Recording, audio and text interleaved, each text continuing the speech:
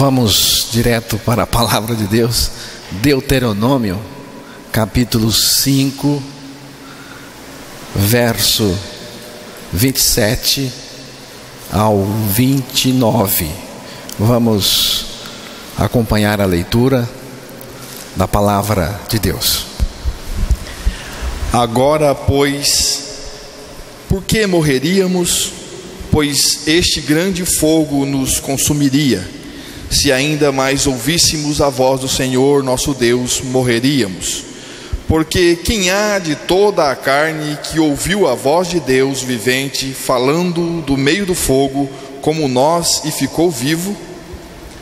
Chega-te tu e ouve tudo o que disser o Senhor nosso Deus, e tu nos dirás tudo o que te disser o Senhor nosso Deus, e o ouviremos e o cumpriremos. Ouvindo, pois, o Senhor as vossas palavras, quando me faláveis, o Senhor me disse: eu ouvi as palavras deste povo, que eles te disseram, em tudo falaram bem. Quem dera que eles tivessem tal coração, que me temessem e guardassem todos os meus mandamentos todos os dias, para que bem lhes fosse a eles e a seus filhos para sempre. Que Deus revele a palavra para nós, principalmente a pessoa de Jesus Cristo, a sua obra na cruz, nesta noite. Aqui o Senhor ouviu as palavras do povo, o povo dizendo: ouviremos, cumpriremos, e uma linguagem boa, mas a natureza era ruim. E Deus então diz assim: quem me dera que eles, o povo, tivessem tal coração, porque a obediência é uma questão de coração, de natureza.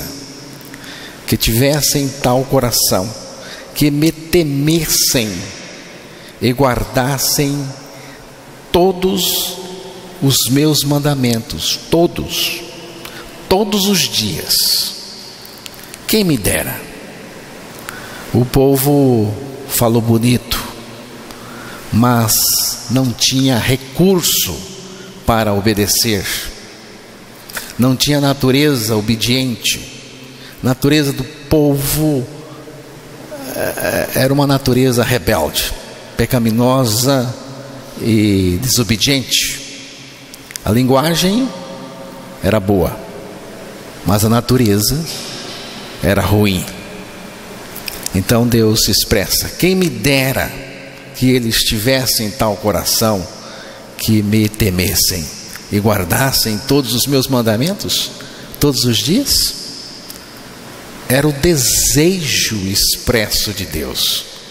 A expressão que aparece aqui, que Deus disse, é uma expressão do próprio Deus.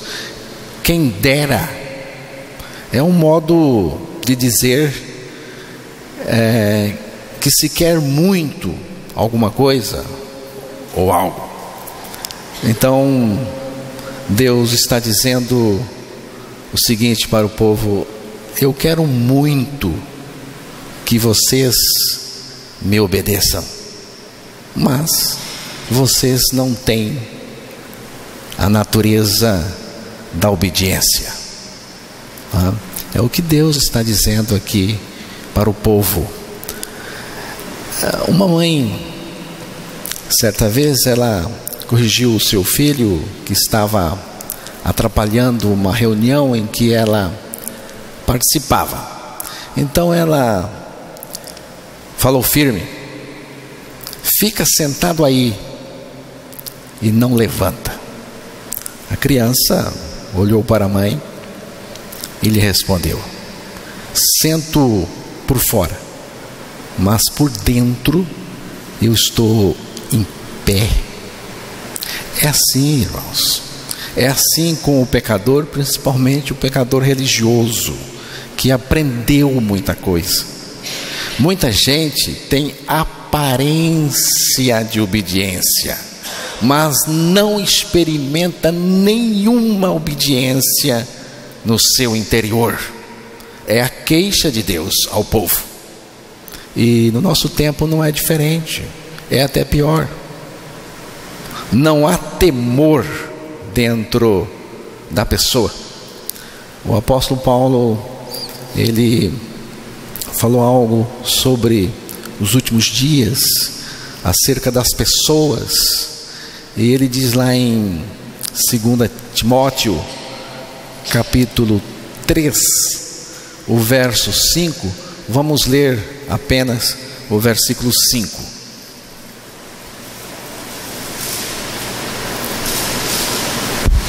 Tendo aparência de piedade, mas negando a eficácia dela, destes afasta-te.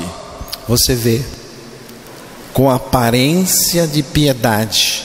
Piedade aqui é a vida de Deus, porque só a vida de Deus, a vida de Cristo, ela é piedosa, ela pode produzir a piedade, e é característica do que tem qualidade do ponto de vista do Evangelho, do que é santo, né? Então, com aparência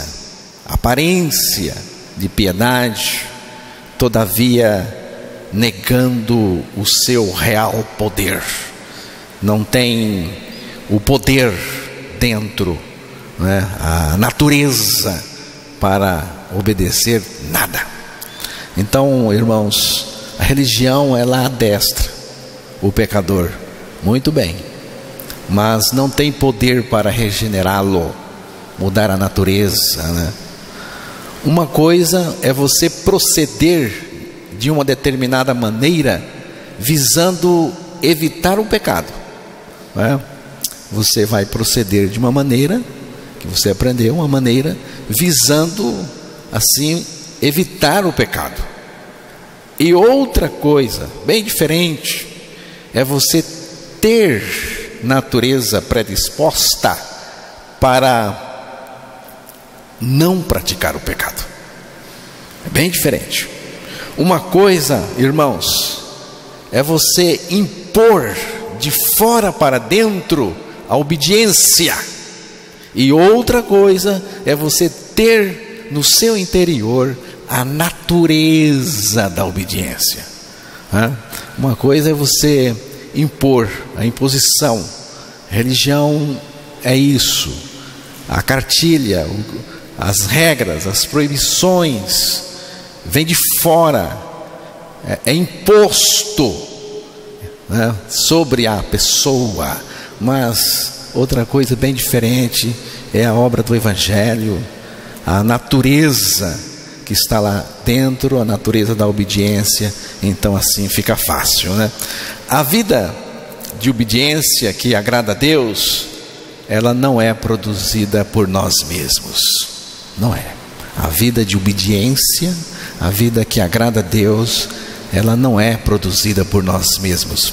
Por isso Deus tem uma proposta. A proposta do Evangelho é bem diferente da proposta da religião, seja ela qualquer, né? A proposta de Deus, a proposta do Evangelho é acabar com a nossa vida pecadora, é acabar com o pecador, crucificando-o em Cristo na cruz, para levá-lo à seguinte condição: não mais eu, mas Cristo vive em mim. Gálatas 2:20, já citei o texto. Então, irmãos, o que é obediência?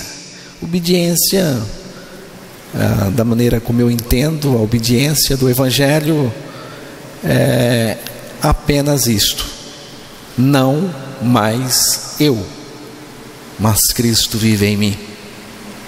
Este é o segredo da obediência cristã a Deus. Isto não é discurso bonito, não é doutrina bonita, não é mero palavreado, mas é um fato consumado na vida daquele que crê, né? Daquele que crê. Salmo 110, o verso 3. Hoje à tarde eu estava olhando esse salmo. O teu povo será muito involuntário no dia do teu poder, nos ornamentos de santidade, desde a madre da alva. Tu tens o orvalho da tua mocidade. O teu povo será muito voluntário no dia do teu poder, nos ornamentos de santidade. Uma outra versão, a versão que estava analisando, diz assim: o teu povo oferece-se voluntariamente no dia do teu poder em trajes santos. Isto aqui não é obra religiosa.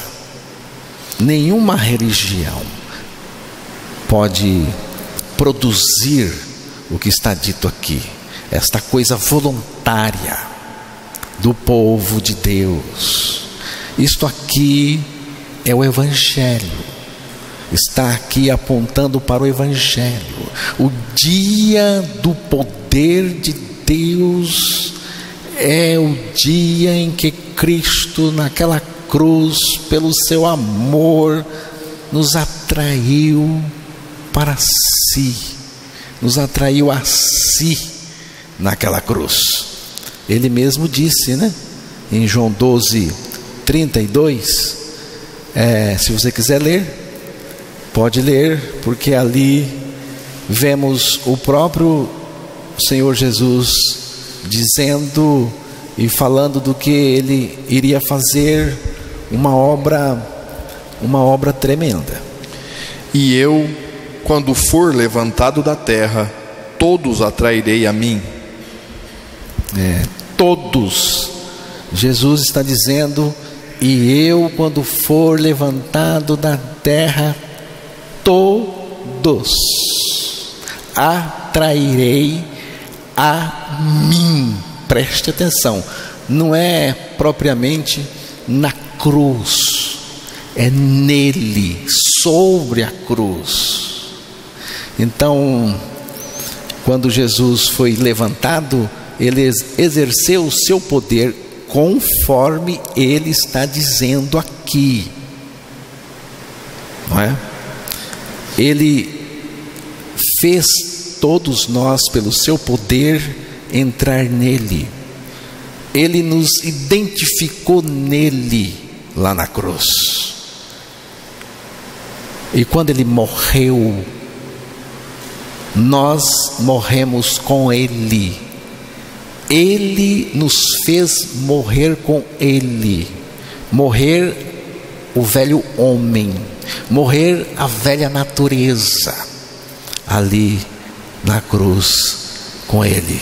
O dia do poder de Cristo, do poder de Deus, o poder que nos crucifica com Cristo, e o poder da vida de Cristo, o poder da vida de Cristo em nós, porque nós morremos com Cristo para recebermos em nós a vida que vem do centro da ressurreição, a vida de Deus, a vida divina, a vida de Cristo, o próprio Cristo em nós. Por isso que Paulo disse: já estou crucificado com Cristo, é o meu fim, é o meu fim. Eu entendo que estou crucificado com Cristo é o meu fim. Eu estou finalizado como velha criatura, e vivo não mais eu, mas Cristo vive em mim. Substituição, não é? Você percebe aqui uma mudança de dono, não mais eu, mas Cristo em mim. Uma mudança de dono, uma mudança de governo, uma mudança de administração, uma mudança de direção, uma mudança de comando. Eu saio de cena e Cristo assume. Aí, daqui em diante, deste momento em diante, a partir daqui, Cristo vivendo em mim, aí sim tem obediência, tem a obediência voluntária, porque você viu lá que no dia do poder de Deus, o povo dele, santo, vestido de santidade, é um povo que vai se apresentar voluntariamente, tá? Eu não quero obedecer, não existe na nova criatura, não existe. E ela quer obedecer, ela tem a natureza de Cristo nela. E mais uma coisa, irmãos, é uma coisa voluntária. E tem mais, não é assim, eu quero obedecer, eu não quero, não vou obedecer. Não é assim, não. É uma obra de Deus na vida da gente. É Deus que faz por sua inteira graça maravilhosa, né? Então, em Jeremias, no capítulo 32, no verso 40, ali o Senhor está lançando o pacto da graça, né? Por meio do qual ele iria fazer esta obra maravilhosa, né, em nós. E farei com eles uma aliança eterna, de não me desviar de fazer-lhes o bem, e porei o meu temor nos seus corações, para que nunca se apartem de mim.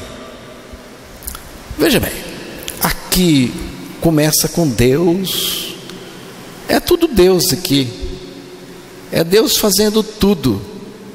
Ele diz aqui, e farei com eles uma aliança eterna, de não me desviar de fazer-lhes o bem, e porei o meu temor nos seus corações, para que nunca, veja bem, nunca, segurança total, se apartem de mim. O termo aliança, na palavra de Deus, é um termo utilizado para definir pacto divino, né? Pacto entre Deus e os homens. Aqui a eterna aliança é a decisão divina de salvar a humanidade por meio de sua graça, né? Que é o pacto aqui denominado de graça, onde o próprio Deus iria se encarnar, tornar-se homem, morrer, ressuscitar, para salvar todos aqueles que ele, por sua graça, decidiu salvar. Eu creio assim, aqueles que ele, Deus, por sua graça, decidiu salvar. Então, esse novo pacto da graça apontava para a regeneração de um povo para Deus. A palavra diz o seguinte: portanto, se alguém está em Cristo, é nova criação, nova criatura, nova criação. Deus, ele recriou na regeneração, do ponto de vista espiritual, um novo povo para ele. Então, portanto, se alguém está em Cristo, é nova criação. As coisas antigas já passaram. Eis que surgiram coisas novas. O homem foi criado por Deus, mas por causa do pecado se tornou em uma velha criatura, totalmente comprometida com o pecado e com o diabo. Mas quando o Senhor subiu aquela cruz, irmãos, Ele tinha um propósito quando Ele subiu aquela cruz. Qual? Atrair-nos a si, nos fazer morrer como velhas criaturas e com Ele nos ressuscitar em novas criaturas. A nova criatura, conforme você viu no texto, ela só surge depois que a velha criatura foi finalizada na cruz em Cristo. Em Cristo somos novas criaturas. É assim que Deus nos vê, novas criaturas em Cristo. Eu creio, irmãos, que não faz sentido nenhum você ser nova criatura e continuar pecador, não é? Cometendo o pecado do mesmo jeito, né? Ou pelo menos ao mesmo tempo. Não faz sentido nenhum. A nova criatura em Cristo está totalmente liberta. Alguém me perguntou há algum tempo se eu, na minha maneira de crer, de pregar, se eu acreditava na impecabilidade, se eu precisava de impecabilidade para me manter neste mundo. Eu não preciso de nenhuma impecabilidade, nenhuma. Eu só preciso de Cristo vivendo em mim a vida dele. Eu só preciso dele vivendo em mim. Se ele vive em mim, é só dele que eu preciso. Não preciso de impecabilidade. É ele que vive em mim. Então, irmãos, este pacto da graça é para que o seu povo nunca se aparte dele. Você viu? O profeta disse: é para que o seu povo nunca se aparte dele, de Deus.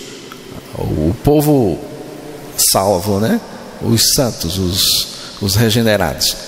Esse povo nunca se aparte dele, de Deus, né? Eu gosto muito dessa expressão, para que nunca se aparte de mim. Para que nunca se aparte de mim. Segurança total, irmãos. A nossa perseverança, ela só é possível por causa da perseverança de Deus em mim. A minha perseverança só é possível por causa da perseverança de Cristo em mim. Cristo em nós, protegendo-nos de deixar a fé, que certamente aconteceria se Deus não estivesse conosco e principalmente em nós, né? Porque o tempo do Deus ao lado já passou. Hoje não é mais o Deus ao nosso lado, é Deus em nós. Ele está em nós, né? Ele habita em nós, Ele vive em nós, né? Então, como diz aquele antigo hino, né? Não tenho cuidado, não tenho temor do que poderá sobrevir, né? Amanhã, depois. Por quê? Porque eu confio somente em Jesus e que vive em mim. Ele me sustenta e Ele me guarda o tempo todo. Isto chama-se graça eterna. É a graça de Deus operando por nós e em nós e também através de nós eternamente. Irmãos, até para crer nós precisamos da operação da graça. Atos capítulo 18, verso 27.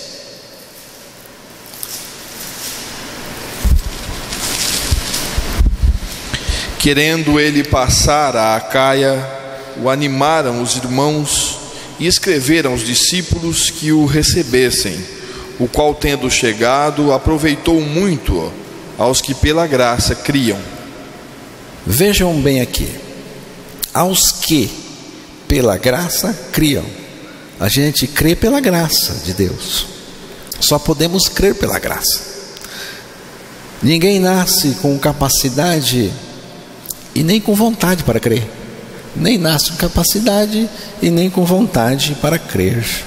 Por isso vem da parte do Senhor uma graça para crermos em tudo que Cristo fez por nós na cruz. Isto é o Evangelho. Isso tudo é o Evangelho. No Evangelho só há uma pessoa, Cristo. Na religião há um amontoado de coisas, mas no Evangelho só há uma pessoa, Cristo, e nada mais. Em João 7, o versículo 38 e 37, João 7, 37 e 38, estava acontecendo uma festa de caráter religioso.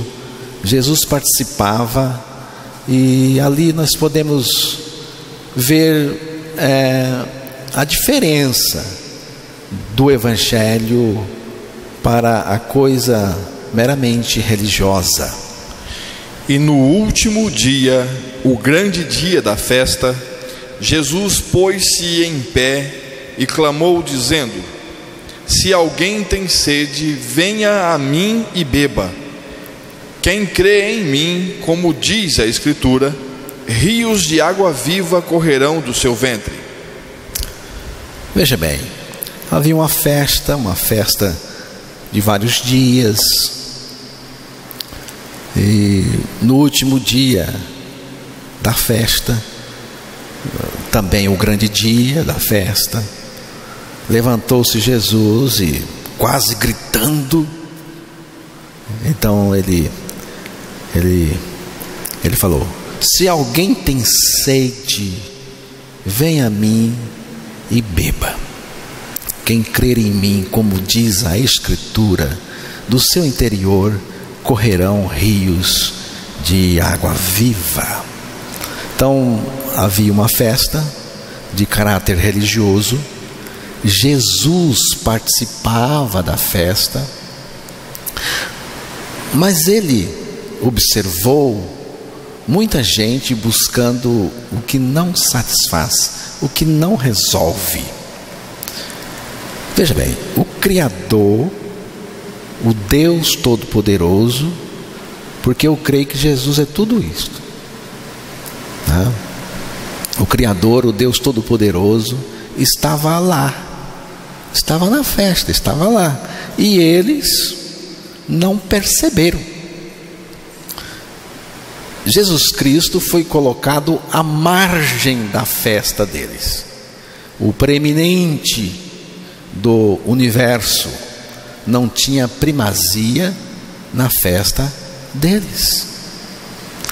Irmãos, aquela festa apontava para Jesus, mas ele mesmo, Jesus, não era o foco dos patrocinadores, dos donos da festa. Não era. Aquela festa, sim, ela apontava para Jesus, mas eles não estavam olhando para Jesus. Tudo aquilo iria se cumprir totalmente em Jesus.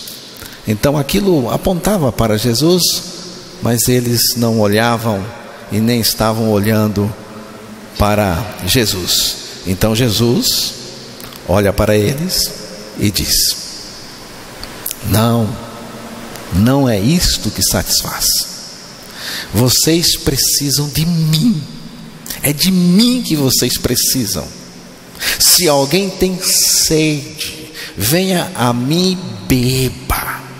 Porque no último dia, segundo a tradição, isso não é mencionado na palavra. Eu não gosto de dizer coisas que não são mencionadas na palavra, mas a tradição diz que eles pegavam a água no último dia e derramavam lá no altar. Então Jesus está dizendo: quem tem sede, vem a mim e beba. Vem a mim. Você precisa de mim. Quem crê em mim, como diz, quem crê em mim, preste atenção, não é crer em alguma coisa, não, é crer em mim. Em mim é crer para dentro de Jesus. Em mim é para dentro dele, porque é para dentro dele onde ele iria nos atrair e nos colocar naquela cruz, para lá morrermos com ele, para também alcançar a ressurreição com ele e a vida dele em nós, se manifestando com todo poder e graça. Então, irmãos,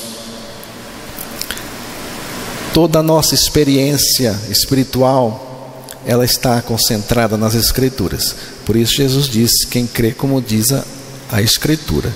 Tudo o que nós precisamos para a nossa experiência de fé são os fatos divulgados nas Escrituras, tá? Tudo que você precisa para a sua experiência de fé, até para produzir fé em você, para você crer de volta a palavra, tem que ser aquilo que está nas Escrituras, tem que ser pela divulgação dos fatos das Escrituras, porque é como diz as Escrituras. E quais são os fatos das Escrituras que nós precisamos crer? É que Cristo naquela cruz nos atraiu, Ele recebeu todo o nosso pecado, além do pecado nos recebeu nele, morreu por nós, fez-nos morrer com Ele para o pecado, ressuscitou. Nós fomos, Deus nos ressuscitou com Ele, e a partir da ressurreição Ele tornou-se a nossa vida. Ele vive em nós a partir da ressurreição. Então, irmãos, quem tem sede, vem a mim e beba. Não é beber uma bênção. Você quer uma bênção? Deus tem. Você quer todas as bênçãos de Deus? Ele tem, dá para você. Ele é maravilhoso, gracioso, Ele dá para você. Acontece que agora eu não quero bênção, eu quero Ele, eu quero a tua pessoa. E é isso. Vem a mim e beba. Não é beber uma bênção, é beber Cristo, é beber da pessoa de Cristo, da natureza divina, da sua vida, da vida eterna, da vida de Deus. É a presença de Cristo no nosso interior que satisfaz, irmãos. Somente a presença de Cristo no nosso interior que satisfaz, e satisfaz totalmente. A vida de Cristo jorrando para dentro de nós e do nosso interior saltando em abundância. Foi o que ele disse, João 4, versículo 14. Você pode ler lá. Mas aquele que beber da água que eu lhe der nunca terá sede, porque a água que eu lhe der se fará nele uma fonte de água que salte para a vida eterna. Vejam aqui: aquele, porém, que beber da água que eu lhe der, é graça, você não paga nada. Aqui diz a água que eu lhe der, você não paga essa conta, É graça. No entanto, você precisa beber, você precisa crer, né? Então, a água que eu lhe der, nunca mais terá sede, satisfação total. Ao contrário, a água que eu lhe der, veja bem, tornar-se-á nele a água que eu vou dar. Quando você beber essa água tornar-se-á dentro da pessoa uma fonte de água jorrando para a vida eterna. Veja bem, a fonte é Ele, é Cristo em nós, é a vida dele em nós. Por isso que salta para a vida eterna, porque é a própria vida eterna, né? É Ele em nós. Ele também disse: eu vim para que tenham vida e a tenham com abundância. Não é apenas vida que Ele veio trazer, mas vida e vida em abundância, cada vez mais. Aquele que morreu por nós, nos fez morrer com Ele, ressuscitou para ser esta vida abundante em nós, tá? Ele não te dá a vida abundante, Ele vem ser esta vida abundante. Ele já é a vida abundante em cada um de nós, em nós os que cremos. Então, irmãos, o Evangelho produz esta vida em nós, né? O Evangelho produz esta vida aqui em nós, a vida de Deus, a vida abundante. A vida que Deus oferece é Cristo mesmo vivendo em nós, não é? Não é que a vida que Cristo oferece é muito mais que religião. Não. Ela não é religião em nada. Ela é Cristo vivendo em nós. A festa, se você ler lá João 7, versículo 53, dá uma lidinha lá. E cada um foi para a sua casa. Acabou a festa. E aí cada um foi embora para casa, né? E muitos voltaram para casa frustrados e até decepcionados, como é comum em final de festa. Mas eu creio que algumas pessoas creram em Jesus e voltaram com a fonte da água viva dentro delas. E para essas pessoas, a festa do Evangelho continuou, porque a festa do Evangelho acontecia dentro delas. A festa do Evangelho é celebrada pela pessoa de Cristo em nós. Cristo faz a festa acontecer, a festa do Evangelho, e faz também a festa continuar dentro de nós. Ela não acaba. E Ele faz pela sua presença viva em nós. Então, irmãos, crendo a nossa morte e ressurreição com Cristo, nós podemos celebrar a vida abundante de Cristo no nosso interior. Quando Cristo vive em uma pessoa, Ele vive o tudo que Ele é. É assim que eu creio. Quando Cristo vive em uma pessoa, Ele vive o tudo que Ele é, não é? Ele vive o tudo que Ele é. A vida de Cristo se expressa do nosso interior naturalmente e com poder. Naturalmente e com poder. É como as águas de rios caudalosos. Jesus colocou. É como rios, águas de rios caudalosos. Assim é a vida de Cristo. Ela se manifesta naturalmente e com poder. E com poder, né? Ela se manifesta em nós e através de nós a todos quantos estão ao nosso redor, né? Eu creio que evangelismo é exatamente isso, irmão. É assim que eu creio. Evangelismo é o impacto da vida de Cristo sendo manifestada em nós e através de nós no outro. Vamos ler esse texto para encerrarmos. Vamos encerrar com essa leitura. 2 de Coríntios capítulo 4, verso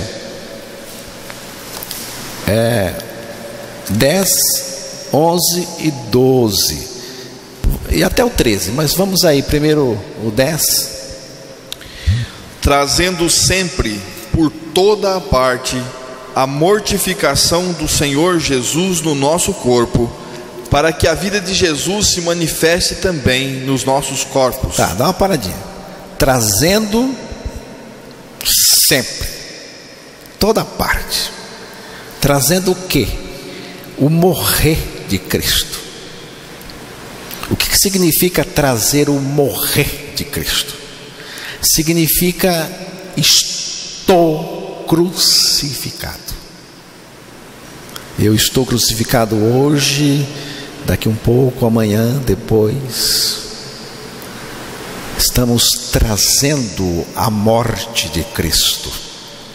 Quando eu experimento o morrer, a morte de Cristo, a vida de Jesus se manifesta. Se você está morto, como diz a palavra aí, a vida de Cristo se manifesta, trazendo o morrer de Cristo para o quê? Para a vida de Jesus se manifestar. Veja o outro verso. E assim nós que vivemos, estamos sempre entregues à morte por amor de Jesus, para que a vida de Jesus se manifeste também na nossa carne mortal. Exatamente. Falou a mesma coisa, né? Veja o outro. De maneira que em nós opera a morte, mas em vós a vida. Você vê? Está dizendo aí, Emerson, que em você opera a morte. A morte de Cristo. Eu estou morto com Cristo, eu morri com Cristo. Então a vida de Jesus se manifesta, mas não só em você. Diz que em vós, no outro, essa vida de Cristo vai atingir o outro. Tá? Você pode continuar, veja o verso. E temos, portanto, o mesmo espírito de fé, como está escrito: criei, por isso falei, nós cremos também, por isso também falamos. É isso aí. Eu creio, experimento a minha morte com Cristo, a vida de Cristo. E o que você vai pregar agora? Eu vou pregar a morte de Cristo, a vida de Cristo.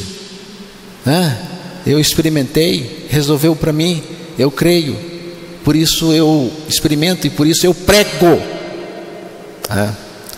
Amém, irmãos?